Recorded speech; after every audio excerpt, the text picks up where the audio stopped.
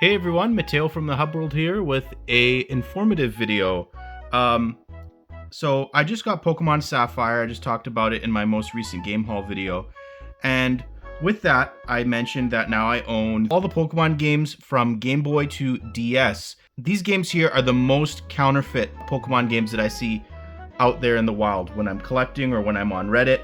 There's an entire board r/game verifying that like almost every post is about Pokemon games, whether they're Emerald, the Fire Red, Leaf Green, Crystal, or the latter DS Pokemon games. And today I'm just going to share with you a few tips and tricks on how not to get ripped off, going from each game from a release order, I guess. So starting with the Game Boy games, then the Game Boy Advance, and DS games, all of which have their own unique signature trait that you can identify to make sure that you don't get scammed. So first of all, I'm going to go with the Game Boy games, starting with Red, Blue, and Yellow. I'm just going to show one of each as an example. So with these games here, it's very important to know that you have to see this stamp on the front of the cartridge. A lot of counterfeits don't have that stamp. That's just a manufacturing thing that's pretty hard to replicate. Also, this is a trait, I think, for all the games on this board here. You need to know what the Nintendo logo looks like. Here's what the Nintendo logo looks like. If your logo does not look like this anywhere on any of these cartridges, you know it's a fake. Yeah, so like that's what the Nintendo logo is here. On the back, it has to have this type of screw, not a tri-wing screw. These are old games, right? So if your game has scuffs, scratches, any sort of damage on the thing, that's just something I think that further proves that it's real. So like if it's very well loved, if the sticker is not super glossy, if it just feels right in your hand, then obviously you would know it's real. And then I'm not going to do this for the DS games because it's impossible, but this is what the board for the game should look like. Here's a picture of an open board. After this video, I'm going to open all of these and take pictures. So here's the picture of the red, blue, and yellow board, what it should look like, and all the signatures that you should know if you decide to open it. So onto the Game Boy Color.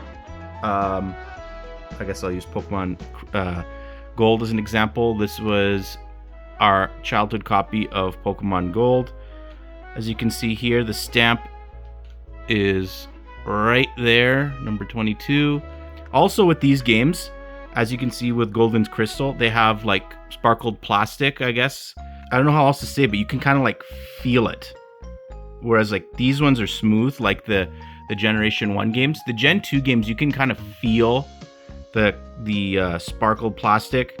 It's not like a solid color. You have to be able to tell like, okay, well that is what this looks like, right? With Crystal is a little weird, obviously, because you can see through the cartridge, right? That is a replacement battery that I had installed when I got it, but you have the ability to see the board. Once again, know what a Nintendo logo looks like. See on the board there, it says Nintendo there. The 4 rectangles are there. This is an authentic copy of Crystal with the stamp as well. Crystal has, out of the original Game Boy games, Crystal's the one that has seen the largest increase in price in most recent years. So this is probably the most counterfeit out of the 6 games I've shown so far. Just be very, very careful. It has that like speckled sort of quality on the plastic as well. So just, if you're looking for Crystal, be very careful for that reason alone. Here's a picture of what gold and silver, and as well as what Crystal should look like under the hood. This is where things get really interesting.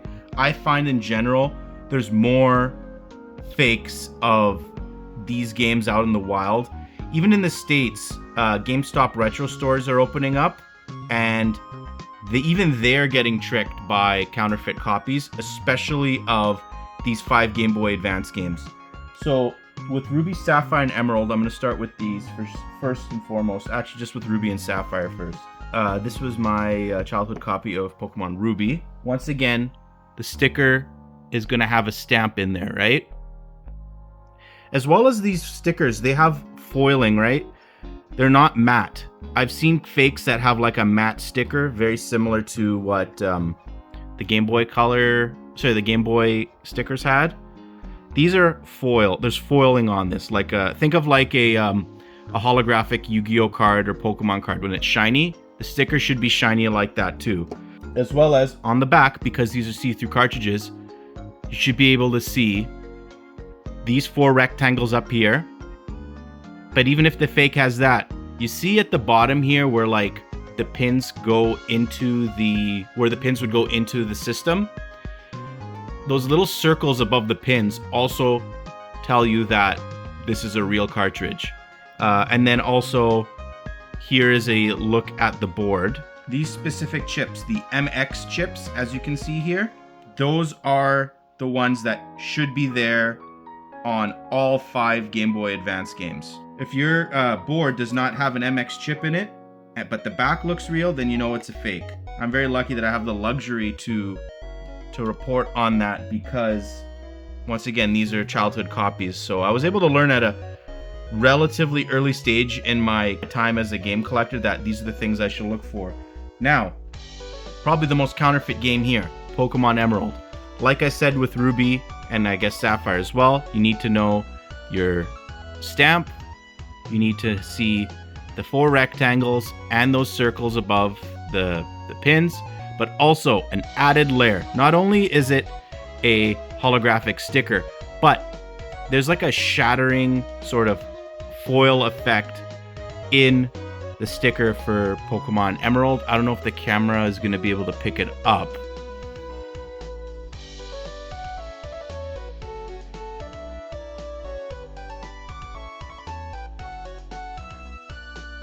So that's Pokemon Emerald.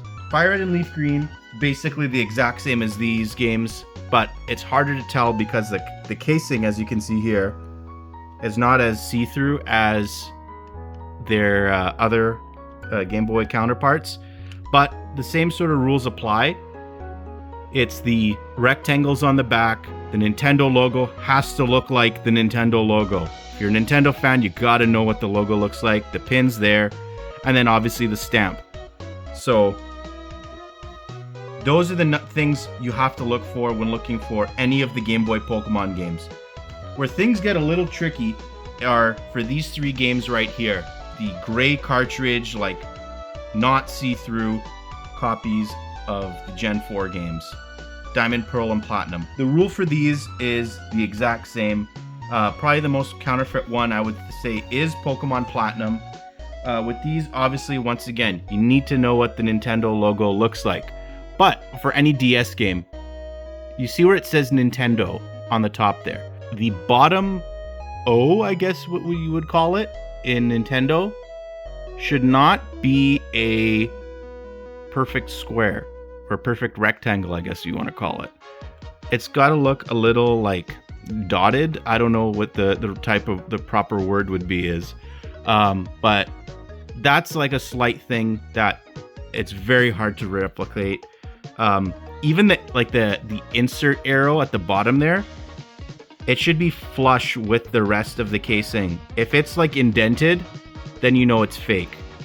Onto the back, the number one thing here is obviously, again, that Nintendo logo.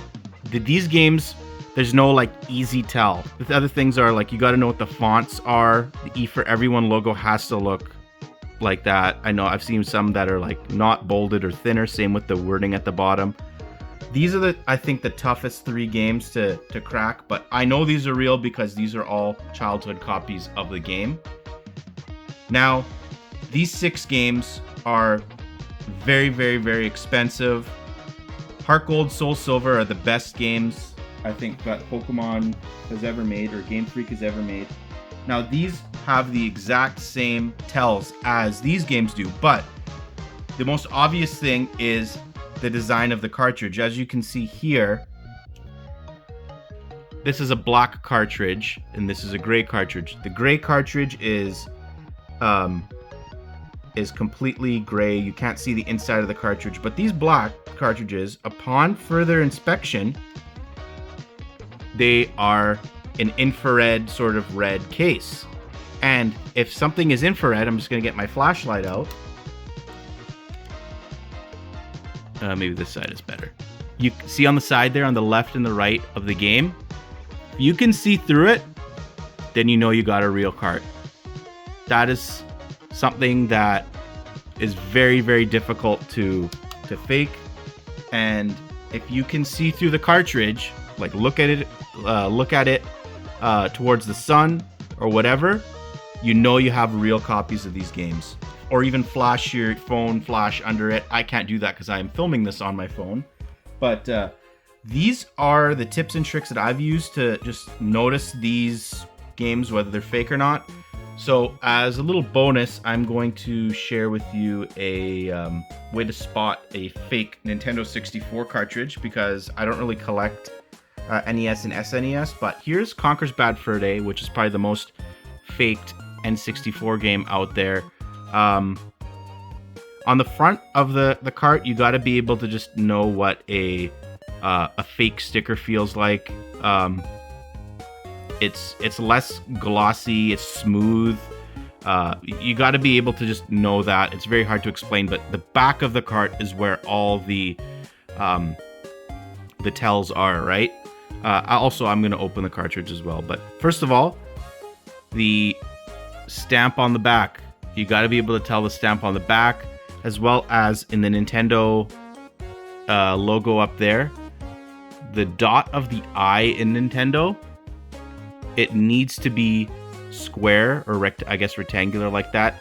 The T is also very hard to duplicate on these cartridges. The T has to look like the Nintendo T. If it does not look like the Nintendo T, if it's just a normal T, you know it's fake. And the O as well.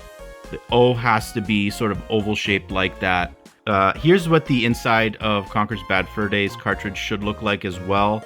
All the markings have to be the exact same, with the Nintendo logo and all these exact chips, because Conker's Bad Fur Day is a bigger cartridge, and it was the largest of the, I think, 2 or 3 different sizes of Nintendo 64 cartridges. But anyways, that brings us to the end of today's video. If you are collecting, please watch out, buyer beware, because the longer that these games go without being re-released or whatever, the more fakes they're going to be out in the wild. And eventually I think the fakes could get better. So if I was able to impart any sort of wisdom onto you for this video, please give a thumbs up and subscribe to the Hub World for more videos. Thank you very much for watching. I will see you again next time. Bye. Hey!